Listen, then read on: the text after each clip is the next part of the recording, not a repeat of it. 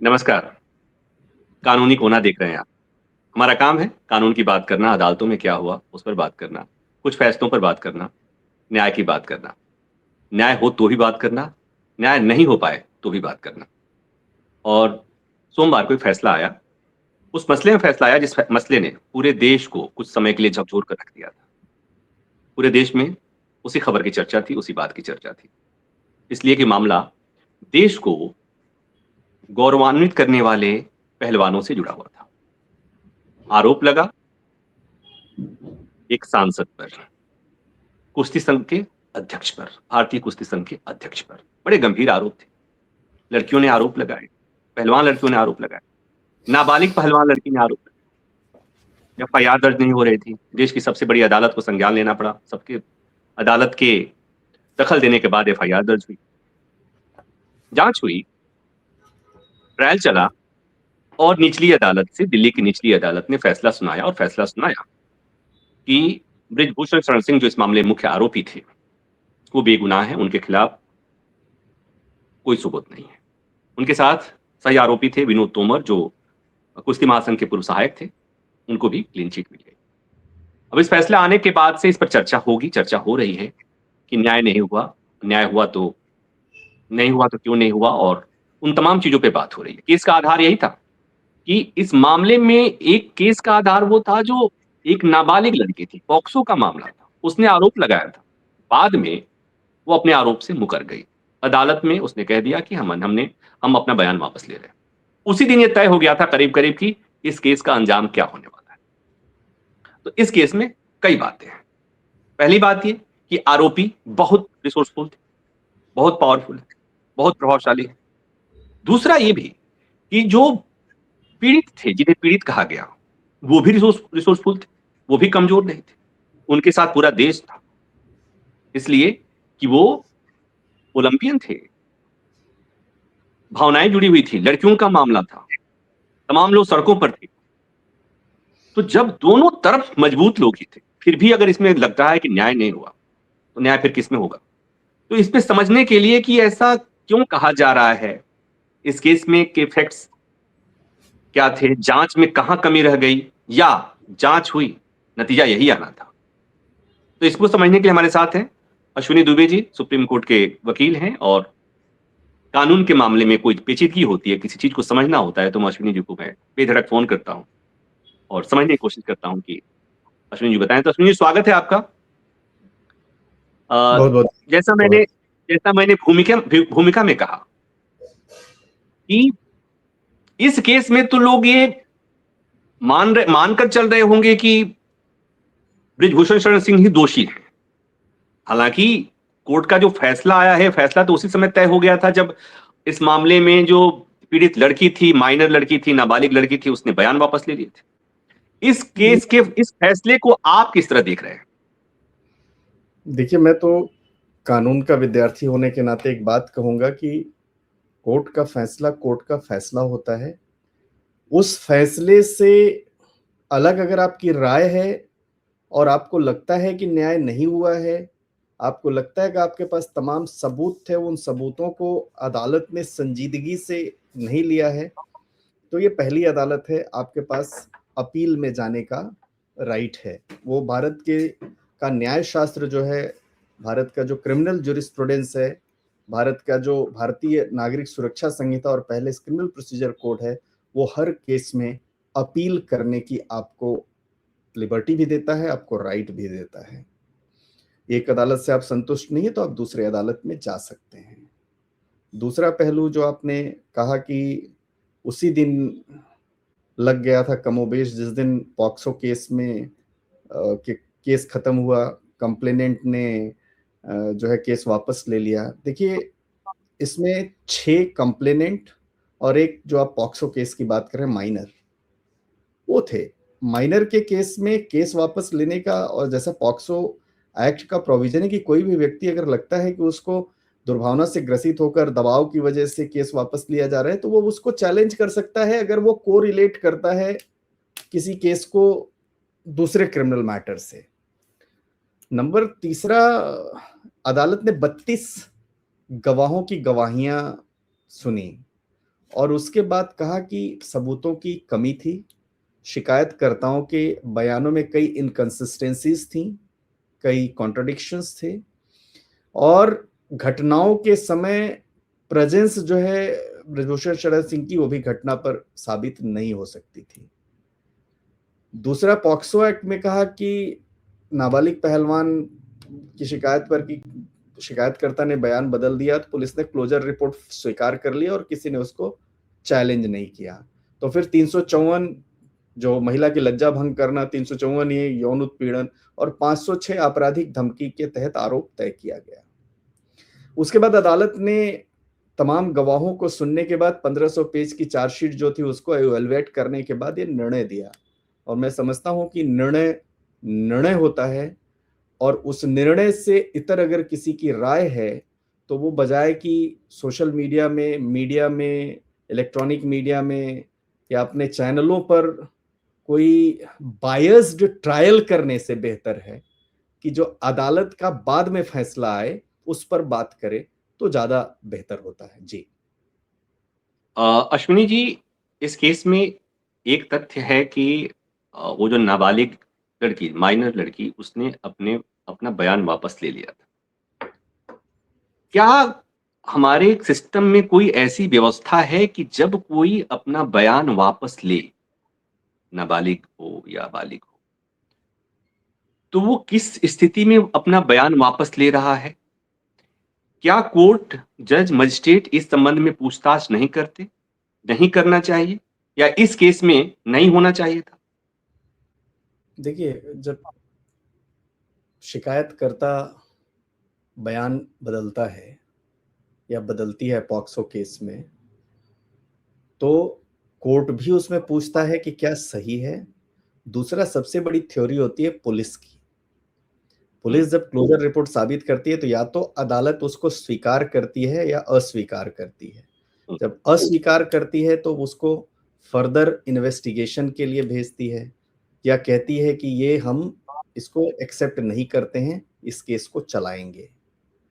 लेकिन जब POCSO case के जो नाबालिग पहलवान ने पहले ही कह दिया कि देखिए कुछ नहीं हुआ, मैंने किस दबाव में किया, तो उसके बाद फिर नैरेटिव बनाने की बात कहां रह जाती है जब शिकायतकर्ता स्वयं कह रहा है।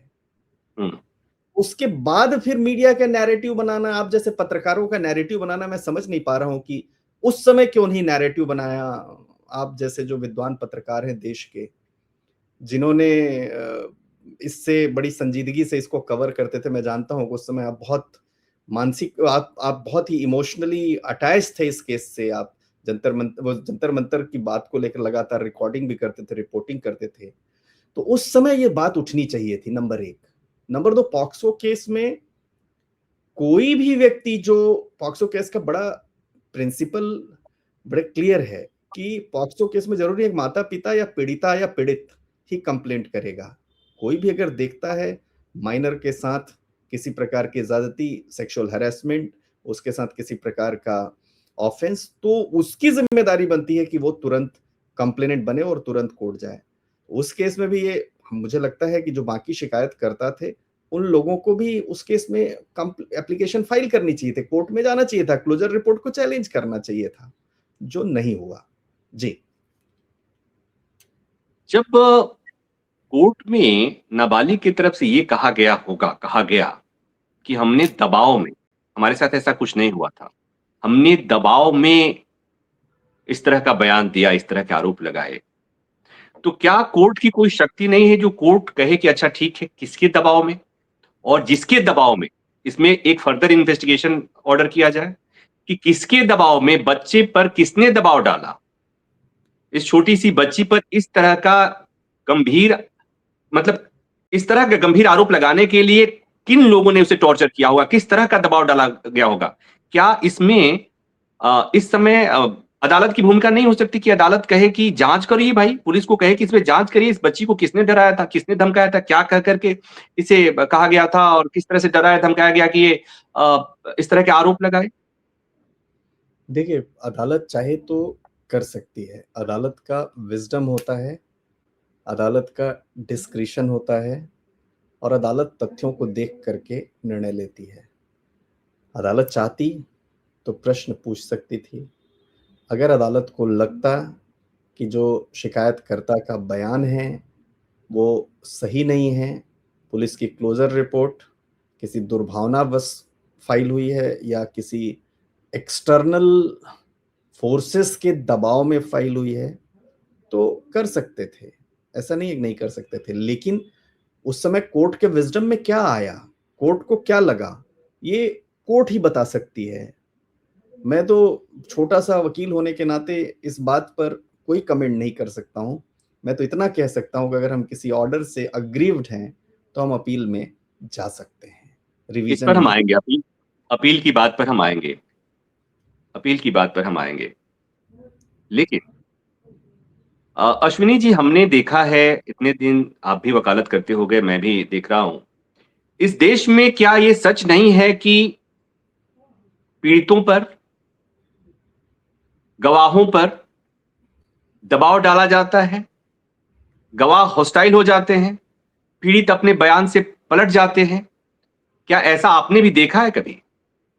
नहीं देखा है मैंने तो। मैं तो उस प्रदेश का हूं जिस प्रदेश में देश का सबसे बड़ा घोटाला, व्यापम घोटाला हुआ था।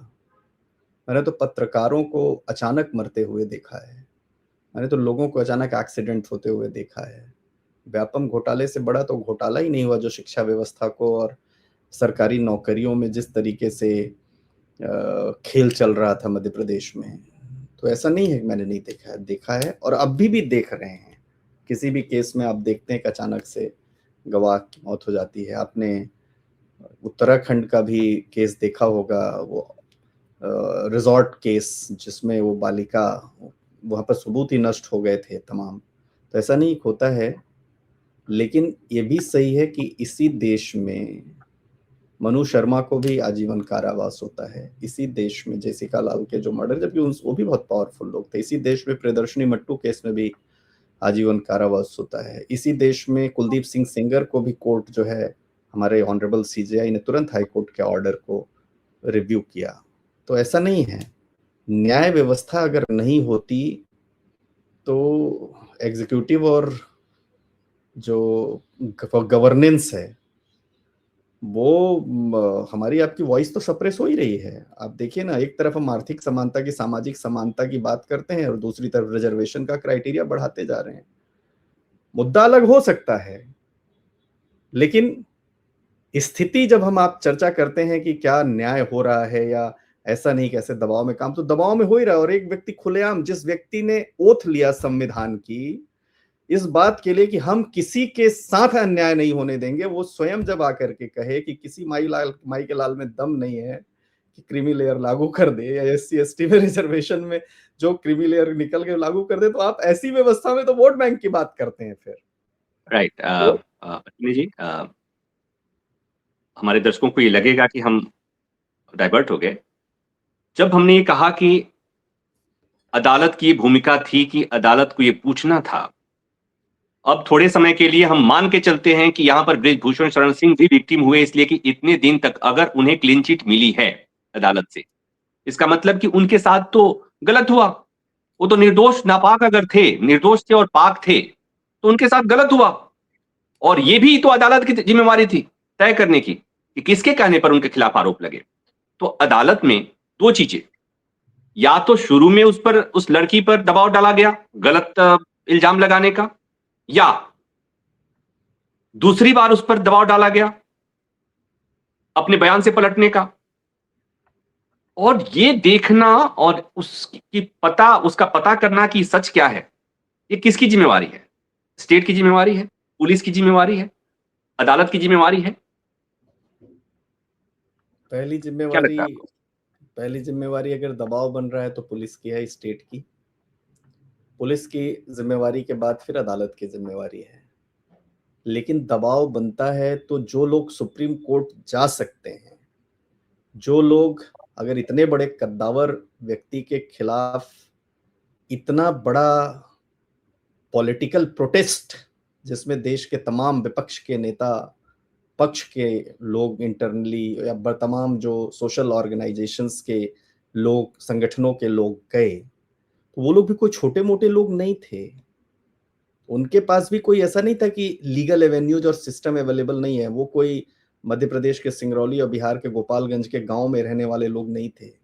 पूरा देश जिसके साथ खड़ा था, उसको ऐसा कैसे हो सकता है कि उसको जो है न्याय ना मिले? उसके पास लड़ने वाले लोग थे। तो आज लेकिन मैं ये कहूंगा अदालत की आदेश के बाद कि मुझे अगर अदालत के उस आदेश से कोई भी डिसएग्रीमेंट है तो रिवीजन में अपील में जाना चाहिए, और जो अपील में जाना बनता भी है, पहले हैंड पर पुलिस का बनता है। पुलिस नहीं जाती है तो जो कंप्लेनेंट्स हैं वो बनता है, पुलिस जाती है तो भी कंप्लेनेंट्स का बनता है। लेकिन अभी जब तक कोर्ट में स्टे नहीं होता तब तक तो ब्रजभूषण शरण सिंह निर्दोष हो गए हैं, उन्हें अदालत ने बाइज्जत बरी कर दिया है। अब इसी में ऊपर की अदालत में चुनौती देने का अधिकार है, वो जाएंगे, लेकिन मुझे थोड़ा सा बताइए कि निचली अदालत में एक्विटल और विक्टिम का अपने बयान से पलट जाना, पॉक्सो का हट जाना, केस का बुनियाद जो होती है वो ट्रायल कोर्ट में खड़ी होती है। जांच, पुलिस की जांच और ट्रायल कोर्ट का फैसला और ट्रायल कोर्ट का ट्रायल, ये बुनियाद होती है किसी भी मामले का। आपको जब ये बयान से ही वापस पलट गया विक्टिम, लड़की जब पलट गई, तो आपको क्या लगता है कि अब हाई कोर्ट में जाकर के रिवीजन में जब जाएंगे, हाई कोर्ट में रिवीजन की मांग करेंगे, तो आपको लगता है कि इसमें संभावना बची है?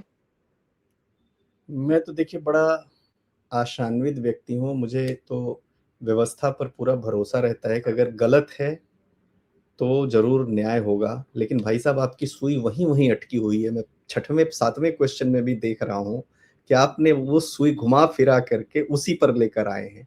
इस केस के और भी थोड़े पहलू हैं, उन पर भी जैसे थोड़ी चर्चा कर लेते हैं। जैसे जैसे 32 गवाह हैं, वो गवाह कैसे पलटे? जैसे जो 6 महिला पहलवान हैं, उन लोगों की गवाहियों में इनकंसिस्टेंसी कैसे आई? अब इसमें बृजभूषण शरण सिंह के पास क्या एवेन्यूज है? आप घुमा फिरा के मेरे से कुछ पूछना चाहते हैं जिस विषय पर मैं पिछले 10 मिनट से आपको संतुष्ट करने की कोशिश कर रहा हूं, मगर नहीं कर पा रहा हूं। तो मैं मैं तो जानते हैं यही क्यों? जी। जानते हैं क्यों? मैंने एक केस कवर किया था, छावला गैंगरेप उसको बोलते हैं, उसी नाम से जाना जाता है। निर्भया के मामले में निर्भया का एक नाम दे दिया गया, बाकी उस गैंगरेप में लड़की का नाम नहीं आया था। ऑलमोस्ट उससे और उससे ज्यादा आया, उसी की तरह का बहुत हीनियस क्राइम, दिल्ली के, आउटर दिल्ली का मामला था छावला गैंगरेप। निचली अदालत से सजा हुई, हाई कोर्ट से सजा हुई, सुप्रीम कोर्ट में आने के बाद सुप्रीम कोर्ट ने एक्विटल कर, सुप्रीम कोर्ट ने कहा घर जाओ, कुछ नहीं हुआ है, कुछ नहीं मिला, सब हो गया। और फिर मैं उस लड़की के माँ-बाप को सुप्रीम कोर्ट के परिसर में रोते हुए देखा था, मैं भी रो रहा था। क्योंकि जाँच ठीक नहीं हुई थी। पुलिस ने अपना काम ठीक से नहीं किया था। अब पुलिस ने अपना काम ठीक से नहीं किया था, जाँच ठीक से नहीं हुई थी। निचली अदालत को लगा, ऊपर की हाई कोर्ट को भी लगा, सुप्रीम कोर्ट को कहा कि नहीं, जाँच में लूपहोल्स है। वो लोग मुझसे पूछ रहे थे, मैं पत्रकार था तो वहाँ पास में था, तो वो पूछ रहे थे कि ठीक है, ये निर्दोष थे, दोषी कौन है? दोषी को सजा क्यों नहीं? आप कोई दोषी तो बताओ, दोषी कौन है? तो दोषी को ढूंढने की जिम्मेवारी, जैसा हमने पहले कहा, मेरी सुई नहीं अटकी पड़ी है। दरअसल मैं ढूंढने की कोशिश कर रहा हूं कि अदालत में, जिस समय अदालत में उस लड़की ने कहा कि मैंने झूठ बोला था, पहला वाला मेरा बयान था वो झूठ था, मैंने गलत आरोप लगाया था, तो पुलिस की जिम्मेवारी क्या बनती थी, अदालत की जिम्मेवारी क्या बनती थी? अगर पहली बार में अगर उसने झूठ बोला तो भी पुलिस और सरकार की जिम्मेवारी बनती थी, अदालत की जिम्मेवारी बनती थी, पुलिस की जिम्मेवारी बनती थी। दूसरी बार में पुलिस और अदालत की जिम्मेवारी बनती थी। और अब आप जब ये कह रहे हैं कि ऊपर की अदालत, आप बेहतर जानते हैं, बेहतर, अब आप क्रिमिनल लॉयर हैं, आपको पता है कि निचली अदालत के फैसले की बुनियाद पर ऊपर की बातें होती हैं। आप जानते हैं वो बुनियाद पहले ही कमजोर हो चुकी है। मैं वहां नहीं टिका हूं। मैं तो ये भी कह रहा हूं कि विक्टिम कौन है तय करना अब तो मुश्किल हो गया। अब तो आप ये कह सकते हैं कि विक्टिम तो बृजभूषण शरण सिंह हुए, उनके साथ ज्यादती हुई, एक प्रतिष्ठित आदमी के खिलाफ पूरे देश दुनिया में माहौल बन गया, उसे मोलेस्टर कह दिया गया। इस क्लीन चिट का लेकर क्या करेंगे? इसके पहले तो दुनिया जान गई ना उनकी पद प्रतिष्ठा।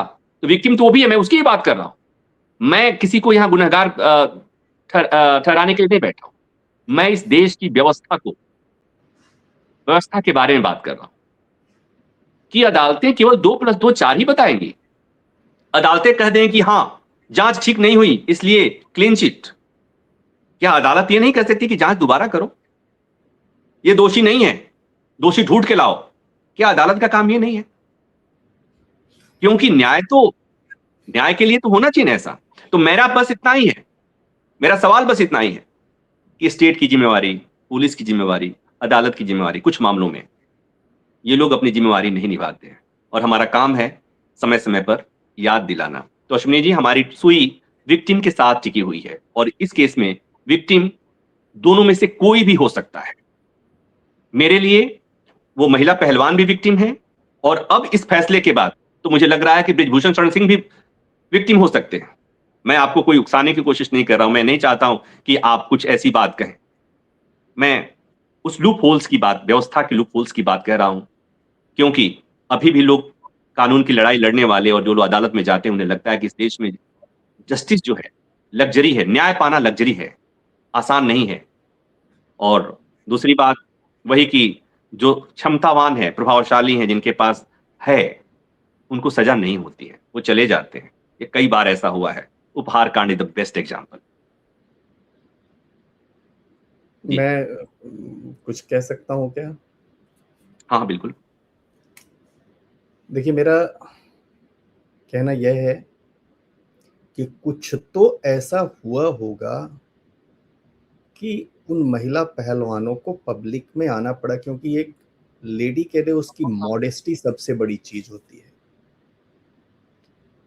उसके सम्मान की बात। और खास तौर से ऐसे प्रेस्टिजियस लोग जब मैदान में कूदते हैं। लेकिन ये भी तो हो सकता है कि कुछ राजनीतिक ताकतें भी उसके पीछे हों, नंबर एक। नंबर दो, न्याय मिलना चाहिए और त्वरित न्याय मिलना चाहिए, ऐसा नहीं है कि नहीं मिलना चाहिए। लेकिन जो अभी न्याय मिला है, उस न्याय की न्याय प्रणाली पर या न्यायिक प्रक्रिया पर प्रश्न उठाना, बजाय कि न्याय पे जो सबूत थे वो सबूतों को नजरअंदाज किया गया, ये बात कहना, दोनों में बड़ा फर्क है। हम लोगों को, आप खुद भी लॉयर हैं, बड़ा विशाल एक्सपीरियंस है आपको, और बहुत इमोशनल भी हैं आप, सेंटिमेंटल भी हैं आप, और एक बार नहीं कई बार आप ऐसे सामाजिक मुद्दों को उठाते हैं। लेकिन सवाल यह है कि जब अदालत ने फैसला दे दिया तो हमें, जब तक कि उस फैसले पर स्टे नहीं होता, वो फैसला रुकता नहीं, वो फैसला तब तक यह डीम्ड, हमें माने ये मानना पड़ेगा कि ये फैसला है। वो और सही है। नाबालिग ने कंप्लेंट किया, कुछ हुआ होगा उस समय, तभी तो कंप्लेंट किया।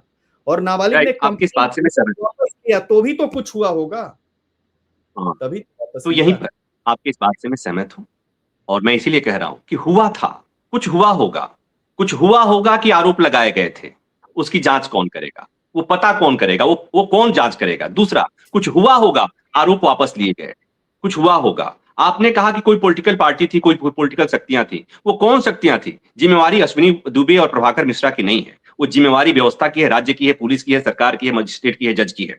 उसमें वो नहीं हुआ। दूसरी बात आपने एक कही, मैं इस पर मैं केवल अपनी बात कह रहा हूं बताने, याद दिलाने के लिए। एक बार जंतर मंतर पर मैं गया था एक प्रोटेस्ट कवर करने। पता है क्या था वो? निचली अदालत ने एक्विटल किया था एक मामले में और लोग सड़कों पे उतरे। मामले का दोबारा रिवीजन हुआ